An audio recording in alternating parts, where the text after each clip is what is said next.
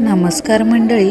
तर आज आपण आलो आहोत महाराष्ट्रातील एक वेगळी प्रथा बघण्यासाठी. पुरी आणि सुखे ह्या दोन्ही गावचा पहिल्यापासून काय वाद आहे आम्हाला काय माहिती नाही, पण ही पिढी पूर्वीनं पर हे चालत आलेलं आहे. हां, तर इथं ही बार कशापासून सुरू होतं तर इथं सुखेडची मुलगी, पुरीची मुलगी, या दोन्ही गावच्या दोन मुली इथं गुरं चालत होतं. गुरं चालता ती भांडण लागली त्यांचं, आणि भांडण लागल्यानंतर तर भांडता तिथं त्या खलास झाल्या. खलास झाल्यामुळं ते काय देव तरी झाले त्याला बिचारा, त्याच्यामुळे ही पूर्वीनं पार हे बार सुरू झाला.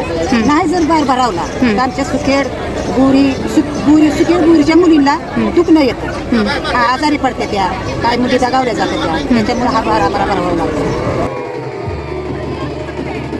नागपंचमीच्या दुसऱ्या दिवशी सुखेड गावातील आणि बोरी गावातील महिला या ओढ्याच्या किनाऱ्यावरती जमा होतात आणि दोन्ही गावातील महिला ओढ्याच्या पाण्यात समोरासमोर उभ्या राहून एकमेकींना मनसोक्त शिव्यांची लाखोली वाहतात.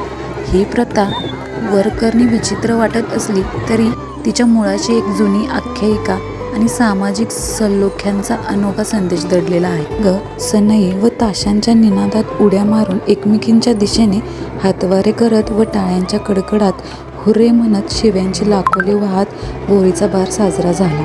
यावेळी हा बार पाहण्यासाठी ओढ्यांच्या दोन्ही तीरावर महिला व नागरिकांनी भरपूर गर्दी केली होती. 12:15 वाजता सुरू झालेला बार 1 वाजता बंद झाला.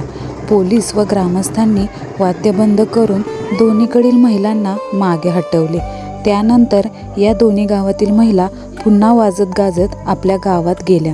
तर सुखेड गावातल्या परंपरेनुसार जी महिला सगळ्यात जास्त चांगला बार घालते तिला पैठणी दिली जाते.